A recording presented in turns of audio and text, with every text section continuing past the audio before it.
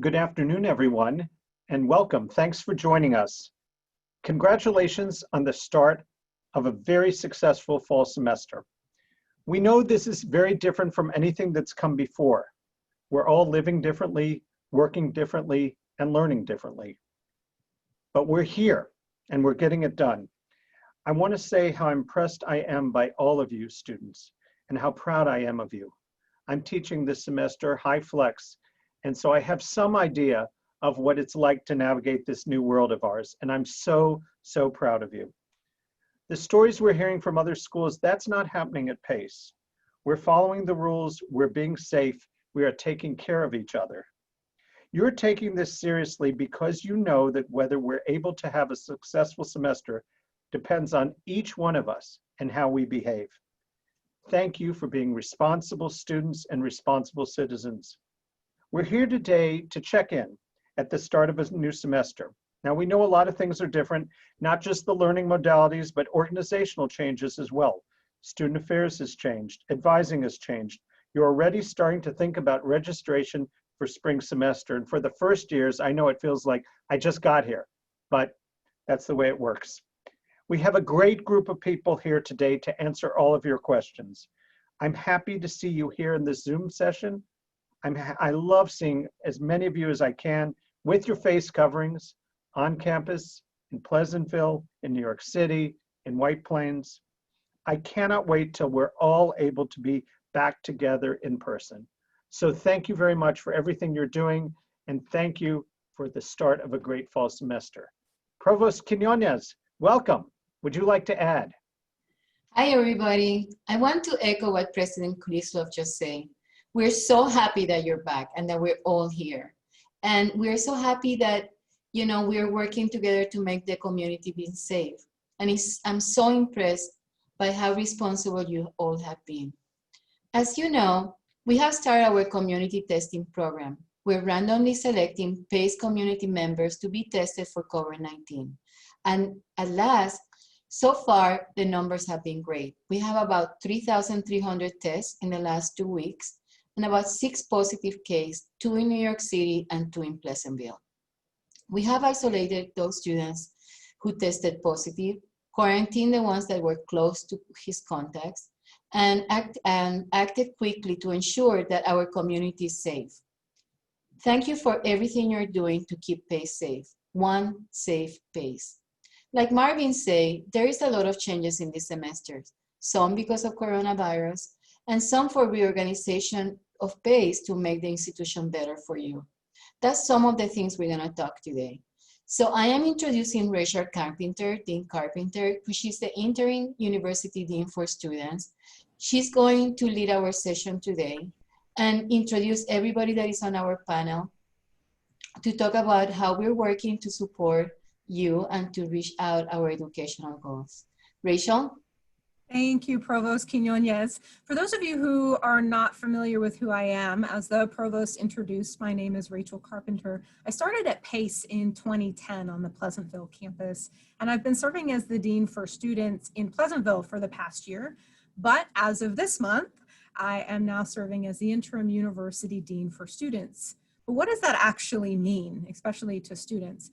It means that I'm going to be overseeing the departments within student affairs on the New York City and also the Pleasantville campuses. And so it's my responsibility to bring together the 2 divisions under one umbrella. So we'll be working together even more than we have in the past across the 2 campuses. For example, the 2 residential life and housing departments will work even closer together to develop similar goals, processes, and policy implementation, but also to continue building upon their community culture on the 2 campuses. But the same can also be said about student development campus activities, counseling, accessibility services. And my role is to make sure that while we have similar goals, how we accomplish those goals is going to be unique to each campus, because ultimately we would like the overall student experience to be similar, but on a local level, we know, acknowledge, and value that the students greatly influence their own communities and they shape them in unique ways. We want to be better partners in that. But this restructuring, unfortunately, comes after a very difficult loss for us. Dean Mary Jo Russell O'Grady passed away in August just last month. And she served as the Dean for Students in New York City for many years, in fact, starting before 9/11. She was a beloved and impactful member of our entire university community, whether you were faculty, staff, student, alumni, or a guest that happened to be on campus for the day. So some of the work that we are doing and that we are coming together, we do in her name to support our students.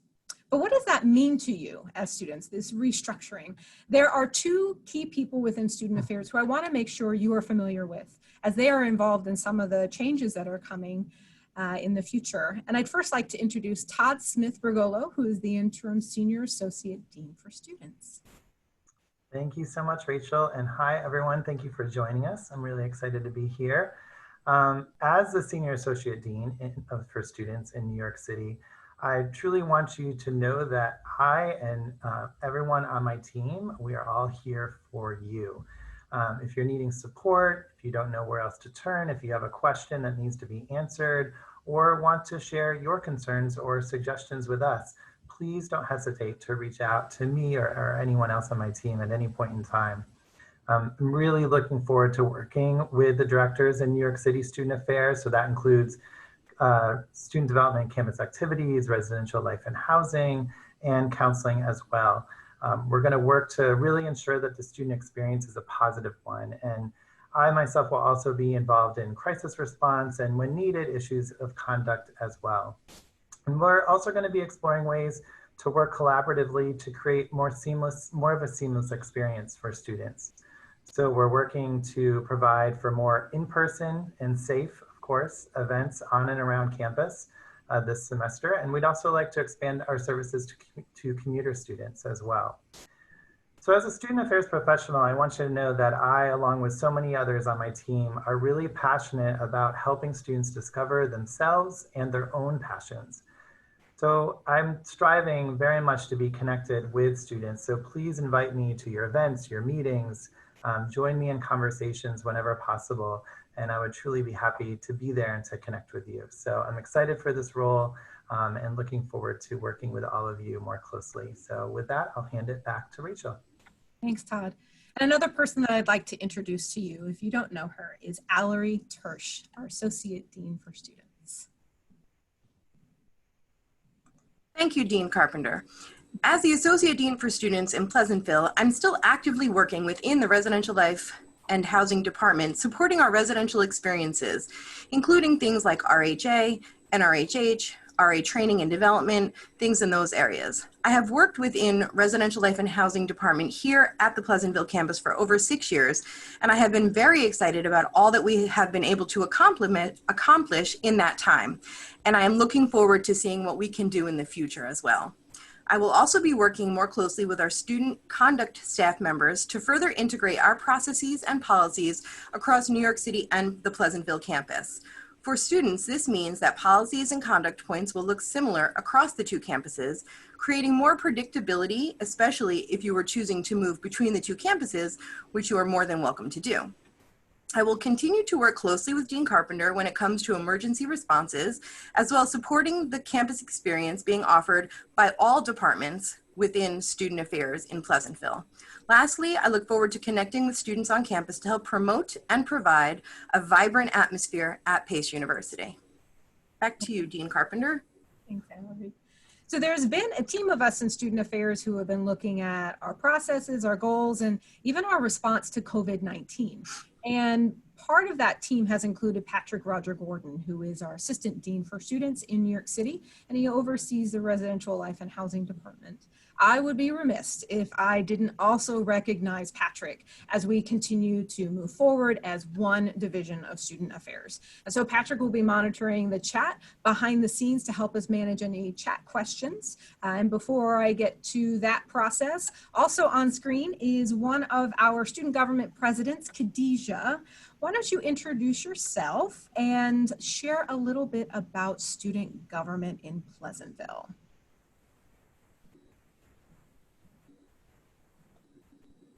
Oh, hello, everyone. Hi, my name is Khadijah Shaw. I am the student government president for the Pleasantville campus. Currently, obviously we came back to campus and we've been adjusting to the new COVID-19 life. So, so far SGA has been just planning and organizing events, being the voice for students' concerns, enhancing the student experience, providing resources for students, and attending a whole bunch of different meetings with administration. So that's what we've been up to so far. And yeah, that's it. Thanks, Khadijah. And we will be hearing a little bit more from Khadijah later. And also Nicole from the New York City Student Government, who serves as their SGA president, will be joining us a little bit later this afternoon.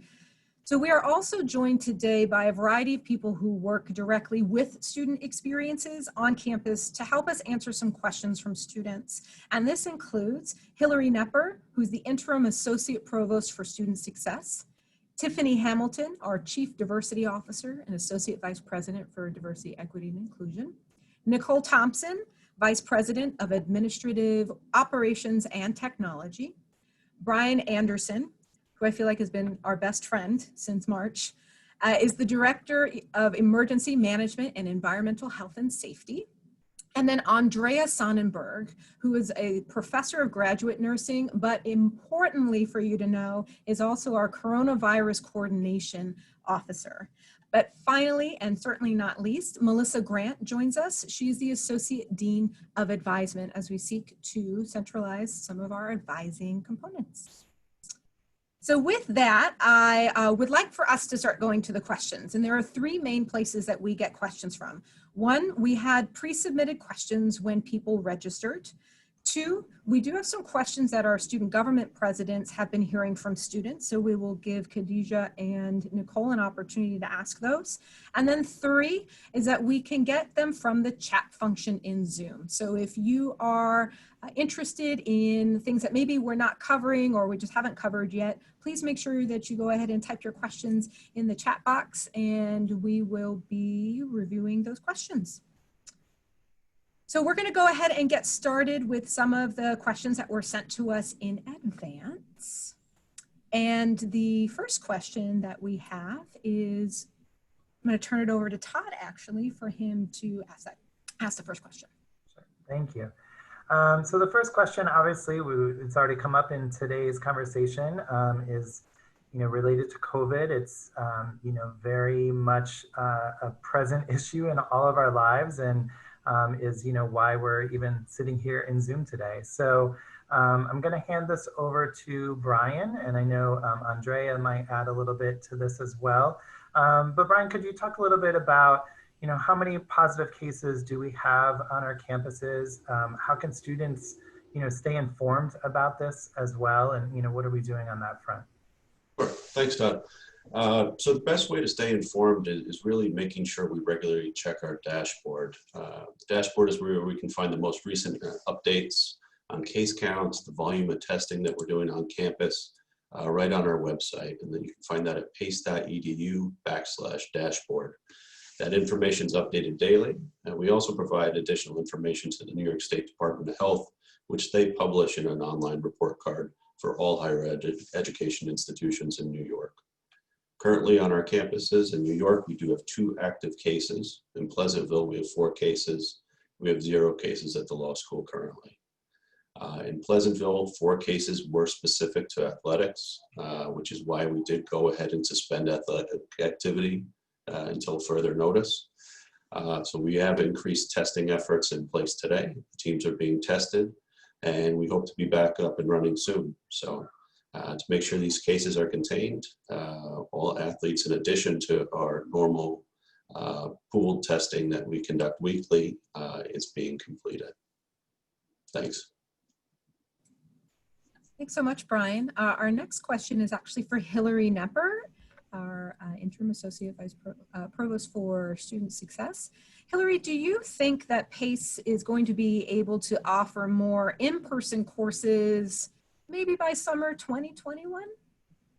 We sure hope so. That is our intention. I know that faculty as well as students really want to come back. And just as a reminder, we want to keep our community safe. So everything that everyone is doing, our students, our faculty, our staff, to keep the campus safe increases our chances. And I also want to take this opportunity to plug being safe off campus as well. So as you know, some of these determinations may or may not be totally in our hands, but the more we can do to keep our campus safe, keep our exposures off campus reduced, then we really hope we can bring back more face-to-face classes, and we hope to be getting back to normal as soon as possible. So thanks for all the work you're doing.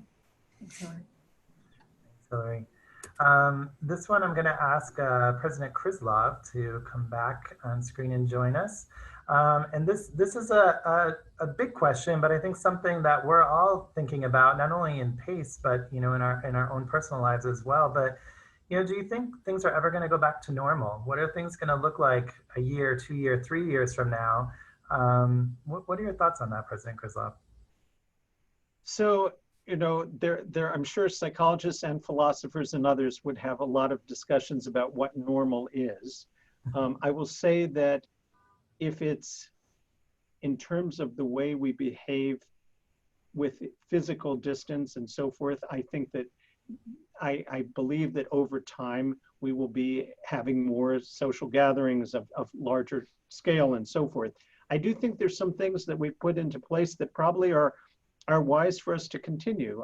Things like hand washing, things like being more comfortable with online meetings as a way of communicating sometimes, and some of the cleanliness things that we've been doing. But I'm hopeful that when there is a vaccine and as the situation clarifies and we are all very, very much watching and listening and learning, that there will be opportunities to do some of the things that we all value, some of the more, the in-person meetings and so forth. And I think the more we do at PACE to keep ourselves safe, the more likely it will be that that will come sooner rather than later. Great, thank you, President Krislov. So we're actually going to turn this over to Khadija, our president from Student Government Association in Pleasantville, for a few questions that some students have been speaking to student government about. So Khadija, why don't you start with your first question? Absolutely. Are we going to have spring break? That is such a tradition for so many students for so many reasons, and it also provides a break, right? It's a legitimate break for students and faculty and some staff. But I'm going to turn that over to Hillary about what our plans are for that. So sadly for spring 2021, we're not going to have your traditional spring break. We want to get through our semester. We want to make sure that our students get their academic progress made as best we can with as little interruption as possible. That said, we do have lots of opportunities for those of you who were planning on doing sort of, some civic engagement activities. So we've still got some of those that you can do during the semesters. So if you have any questions, you can reach out to me. You can reach out to the Center for Community Action and Research. We've got some other options. For those of you who were thinking of hitting the beaches in Miami, 2021 over spring break will not be it, but we do have lots of other stuff going on during the semester. Hopefully you won't miss it too badly. And for our faculty who definitely are going to miss the break themselves, you know what? That's okay. We'll make up for it when we can. In the meantime, we'll finish with our academic semester successfully and as safely as possible. And thinking about spring break, one of the most popular things for people to do is to travel. You might be traveling home, you might be staying on campus with us, you might be traveling to another destination. And one of the things that we're trying to do is reduce the amount of travel that people are participating in so that we are not bringing things back onto our campus. It is a sacrifice, both in time, leisure, and travel opportunities, but we want to make sure we finish the semester strong. Khadija, you have a second question. Yes, thank you so much for answering that, guys. Are we going to have graduation, and will it be in person? Well, we're going to have graduation. What we can't necessarily answer is whether or not it's going to be in person at this point. One way or another, we're going to make sure that we have ways of celebrating everyone's accomplishments and the hard work you've all put into it. However, we are planning for in-person commencement activities. Whether or not we can hold them is another question, but I don't want you to think that we are not planning for multiple opportunities, because it is such a great celebration that we want to share with you, and we prefer to share in person.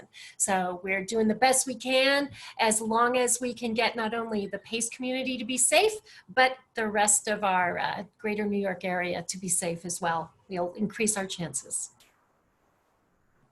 Got it. Thank you. For also, that. there'll also be probably state guidance that will have to be, taken into account. But we really, really, really want it to happen. Got it. You and I both. Yeah, I know. My next question is, will there be more students on campus next semester because of the deferrals? And how do we do that safely? So I'm going to call on Brian to go ahead and answer that question. But just in case students are not aware, there were students who decided that they were going to defer a semester and come back in the spring, or they might be first year students who decided to defer or transfer students until the spring semester. So Brian, what do you think about Khadijah's question? Sure. Well, how to do it safely. So New York State does have guidelines in place for reopening. And as long as the virus is prevalent, we do need to follow those. They do limit the capacity in certain aspects just through physical distancing. We see things like mask use, but we also see reconfiguration of certain spaces. So it's tough to tell right now. And then an additional factor is we do need to keep a certain number of beds offline for quarantine and isolation. So it's tough to say where we will be with that density next semester. And I think, Khadijah, the reason why some students may have brought that to your attention is they know that capacity and density is really important, and they know that there are numbers of students who are possibly going to come back in the spring. And so we only have so many rooms that we can fill. We have so many different room configurations.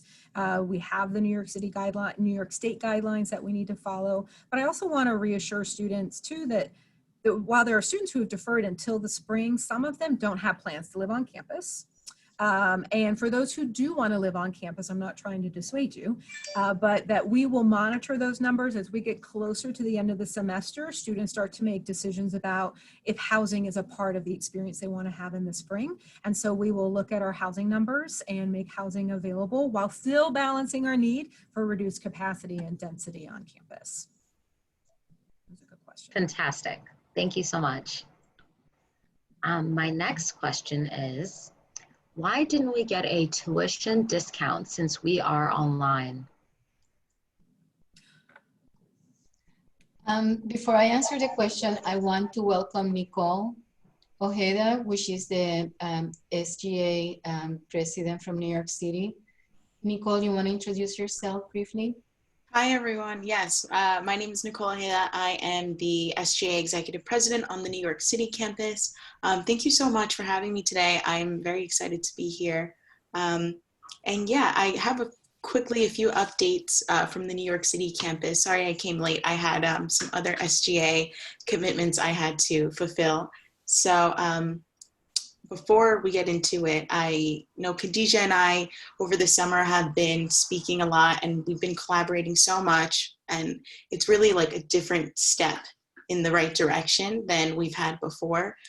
Some of the biggest things that we've both been working on have been changing our procedures, and I know it's like this is a crazy time that we're living in. It's very unprecedented.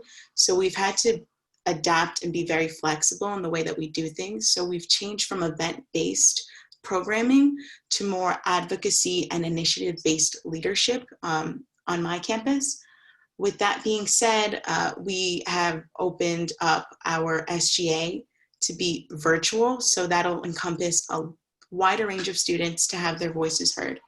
And in addition to that, we've had more ambassadors. So that's like our newest thing that we've been doing on our campus, which is open to transfers, commuters, and diversity ambassadors. Those are the first three that we're starting off with. Right now, one of the biggest initiatives that we have is with the diversity ambassadors and their DEI initiative. So they've been working very closely with Pleasantville's social justice and unity ambassadors and their diversity ambassadors, in addition with Tiffany Hamilton's leadership and her departments, as well as the Black Student Union. So those are some big things that have been happening. For the students watching, you can follow us on our Instagram and DM us with any questions. We have a lot of information that we're willing to share, but I want to make sure that we have time to answer and ask all the questions that we can. And yeah, so those are the big things that are going on right now on the campus on our side. And we want to open it up to make sure that everybody's voice is being heard and different cohorts of students that aren't traditionally represented within our student government. So students, if you're watching, if you feel that you have a concern, if you want to bring to light a new initiative, we are more than happy to work with you on that and start something. So please do not hesitate to reach out. We're always here. So thank you. Thank you, Well, Nicole. you both, Nicole and Khadija, I know you're both of you and your organizations are doing great work. And as you said, I mean, it's really this new environment. You've not only adapted to it well, but the silver lining too has been that your two organizations have made a lot of connections together, which is really exciting. So, so back to the question that had been asked. I know Provost Quinones, you were going to step in to answer, but it was around tuition, being online. So I'll hand it back over to you.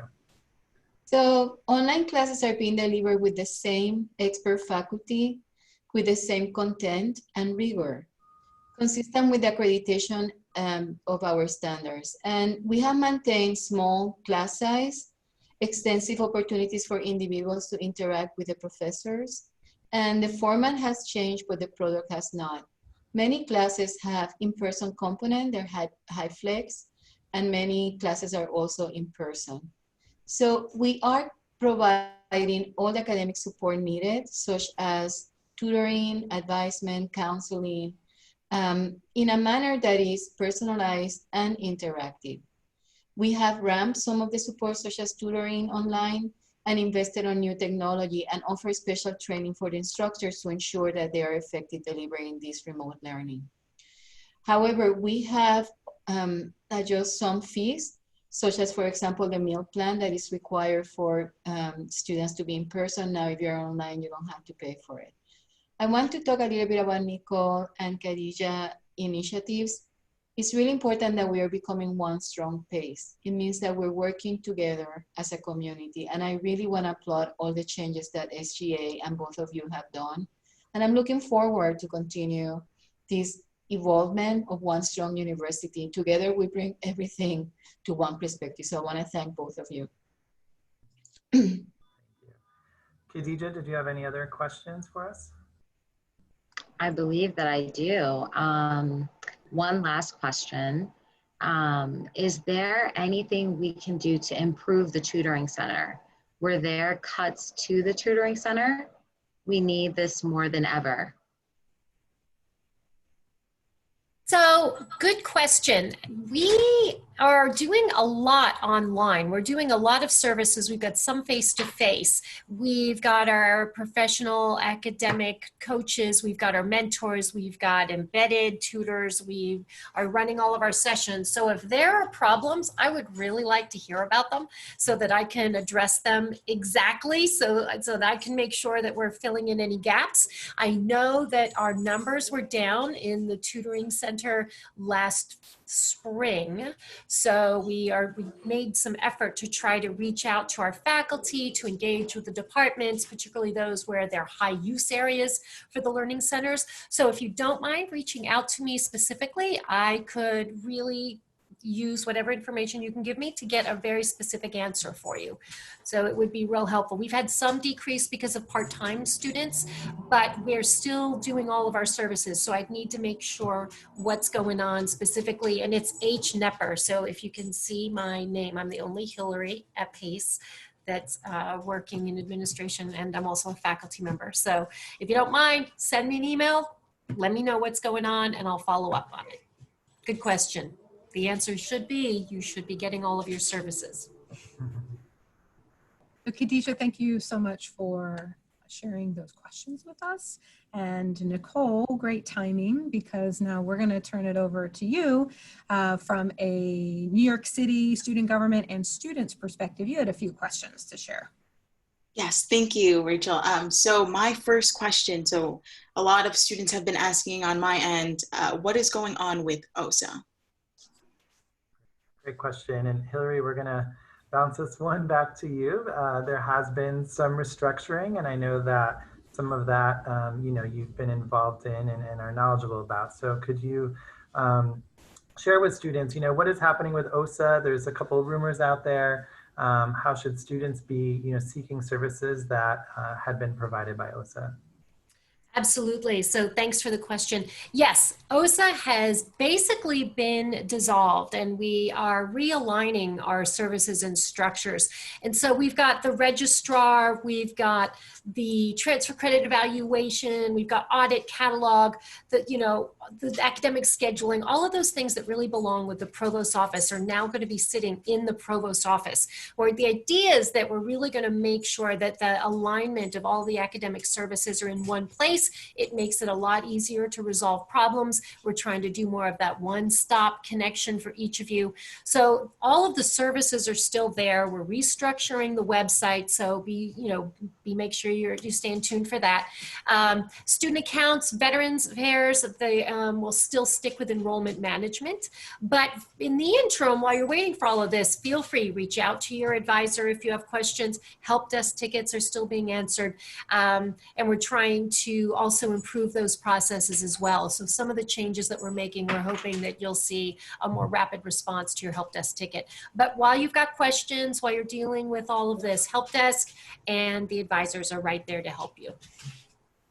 Thanks. Thanks, Hillary. Nicole, Great. back to you. Thank you, Hillary. Yeah, a lot of students had been asking that question, so I will get back to them and make sure to share that information. My next question is, if you're selected to do a COVID test and you can't attend that day that you're scheduled to attend, and you aren't able to get a test that week, what can a student do? Hi, great question. So we really all have to do our part to make this one safe pace, and that's done through regular monitoring. Two different ways.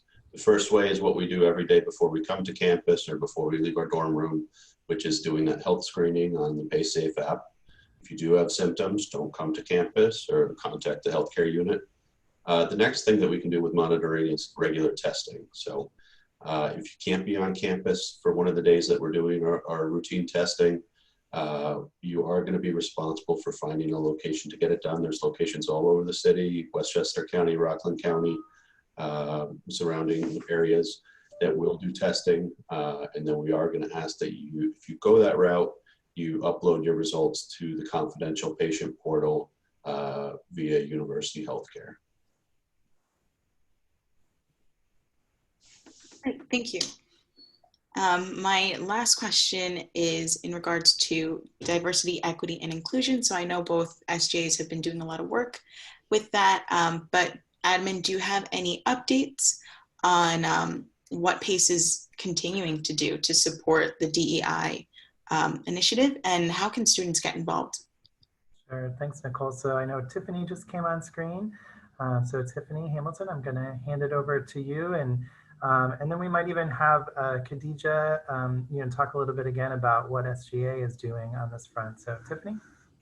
Sure.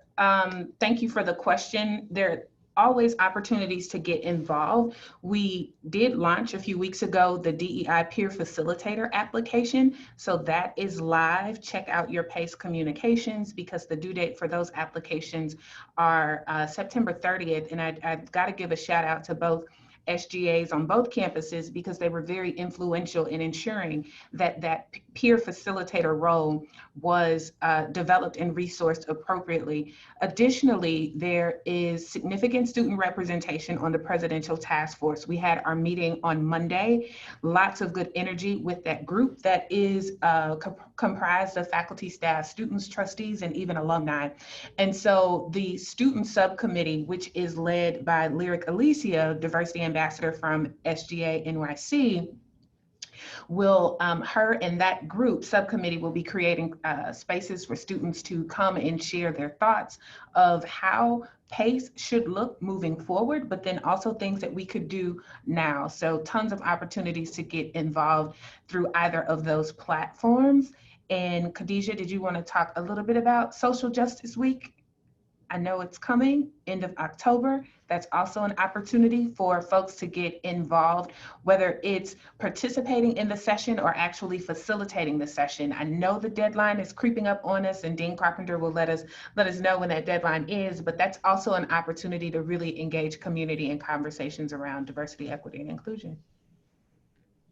I had actually told Khadijah she was kind of done for the session. And so there you go, Khadijah. How about you share a little bit about what you think about Social Justice Week? And I believe the submissions for events and discussions is the 25th. It's coming up this week. Correct. This Friday is the last day to submit. Yeah, I'm so excited for it. You know, we were really looking to do something where students can express themselves in a certain way in light of all the social injustices that have been happening over the summer and continuing into the fall. So it was just kind of this creative idea that people came up with, and we've been working together to create events for different organizations, whether it has to do with hair or mental health and different things of that sort, to allow students to attend all of those events for a whole week and really immerse themselves in diversity and culture and feel included. So yeah. It's great. And it's going to be across all of our campuses. Correct. Some will be virtual, some will be limited in person. It'll allow a lot of cross-pollination across the campuses. And it is October 24th to the 29th or the 30th. On the 29th, this is in memory of DJ Henry.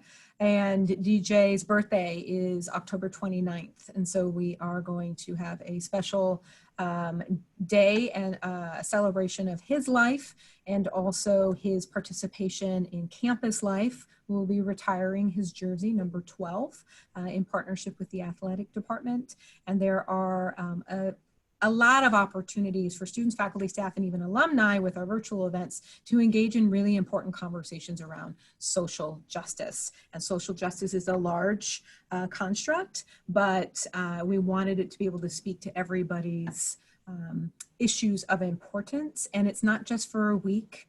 You could never put social justice in within a week, but we wanted to call a lot of attention by creating a week. But we expect our students, faculty, and staff to participate in conversations beyond outside of that week. President Krislov, did you want to add something to this as well? Well, I want to say that I am so inspired by the energy that I have observed from so many people in trying to make PACE a stronger, better place. And it's something that the provost and I are really passionate about. All of us are really passionate about. And one of the things that happened when we put out the call for nominations, we had so many people who wanted to be on the committee, and we ended up making it reasonably big, but there are many, many more people that want to be involved, and we want to find ways for them. And I think we're all trying to find opportunities to make the world better at a very challenging time. And this is one of the most important ways we can act as a community. And so I'm just really inspired by the kind of work that's going on. And I want to pay a special shout out to Tiffany Hamilton. She's really been handling a lot and bringing a lot of us together to try to make PACE a better institution. So I want to thank her publicly for all the work she's been doing. And I just echo Marvin and also say, if you're a student and you want to participate and you want to be engaged in any committee, most of the committees from the institution have student participation searches for faculties. Right now we're doing a search for CHP. the dean of CHP, the health profession. We have a student representative on those searches.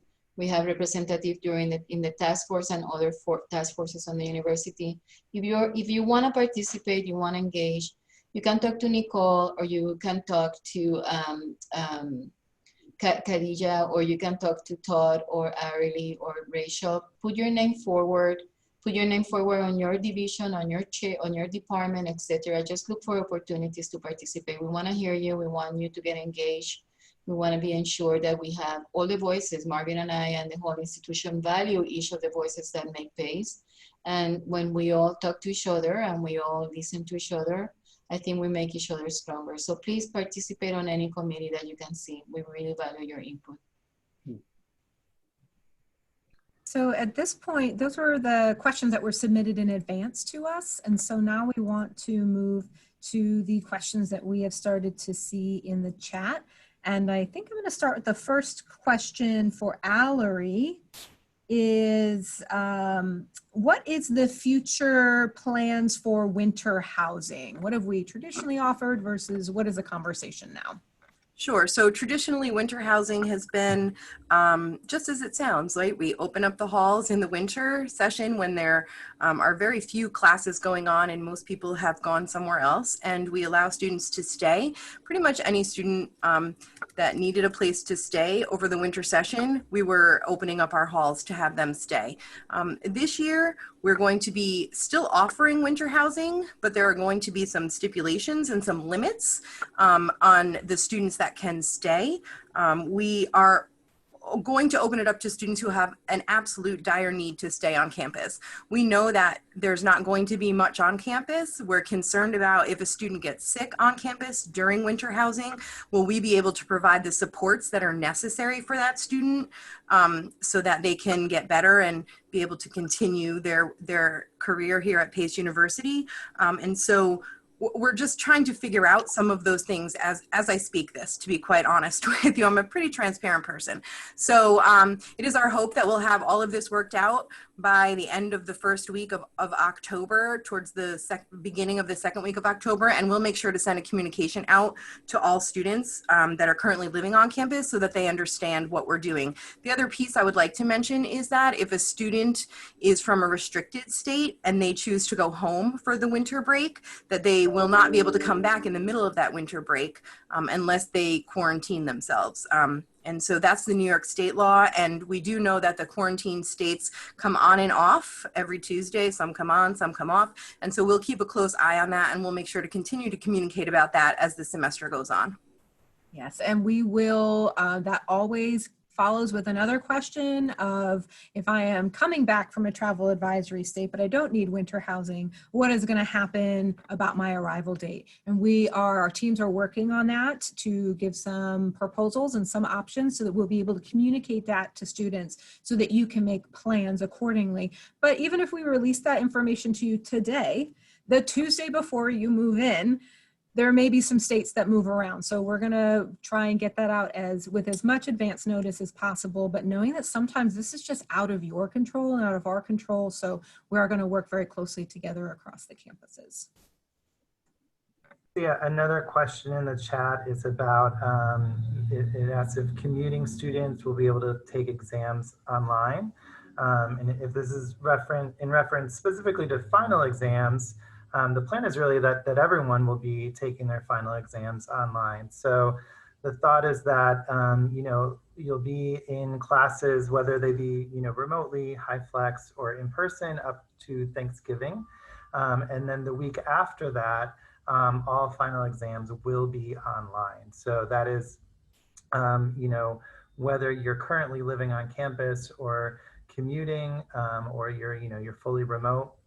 As Allery said, we'll get information out to you about winter housing, but really winter housing starts right after Thanksgiving, because otherwise, if you're only here for the fall semester, you'll be moving out by Thanksgiving, and then final exams are fully online the week after. And I think there was another question in the chat about finances and about Perhaps somebody's bill may not have been what they expected it to be. And so one of the things that I would advocate for students, if you have any questions from an OSA perspective about your bills, your payments, there were a lot of students who were concerned about being on hold for a long time and maybe not having their phone call answered. OSA rolled out a new program earlier in the semester called Q-less. And so I would encourage any student to go ahead and it's just pace.edu/OSA/Q-less, the letter Q and less instead of more.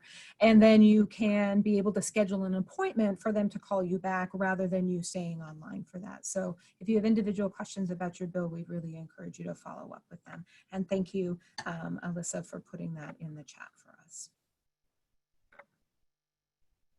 I know there is another question in the chat about OSA as well. And again, it's really great to use the Q-less system so that you can set up a, kind of take your place in line so that OSA can help you directly. So we encourage you to do that.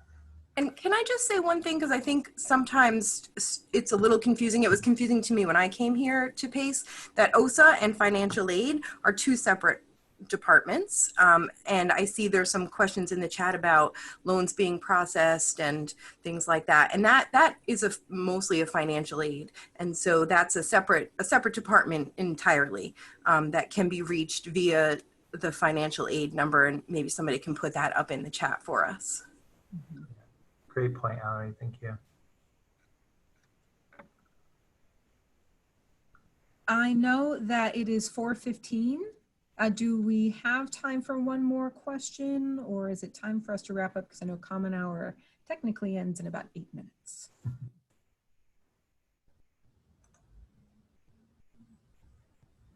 I don't see any others in the chat that we haven't touched on. I know you had a final question you wanted to ask, Rachel. I think you might be able to jump to that.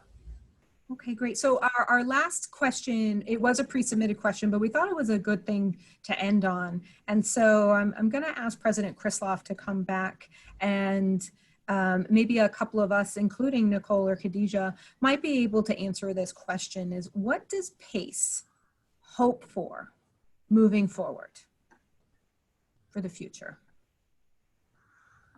I'll start when I unmute. Our first and foremost hope is for everyone's health and safety. And we're really, really depending on all of us to get there. We also hope to continue to do what we do best, which is supporting our students' success and their careers and their well-being in every way possible during what we know is a very difficult time. And I was very interested by the discussion between Nicole and Khadijah about the way that SGA has innovated. And I think that that's a model for all of us. And that's what we're trying to do, is see in this time of challenge where the opportunities are in terms of trying to provide education, provide services, connecting our campuses, connecting each other, and making a better, stronger PACE. And of course, the efforts that we're doing with DEI fall into that bucket. But we're really, really hoping that everyone will be healthy and safe and work together and be kind to each other, because this is not an easy time. And I'm just very grateful for all the good work that is taking place, including the good work of the students. And thank you all very much.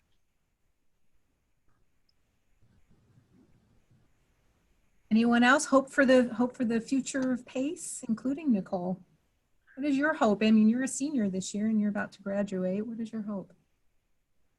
My hope would be for the well-being of every student at PACE, and to make sure that, this year it's been very hard for the students, especially. A lot of changes are happening, but that everybody come out and help one another and make sure, I'm always for the students, so make sure that students' concerns and issues are being addressed, and to make sure they have the best experience possible given everything that's happened.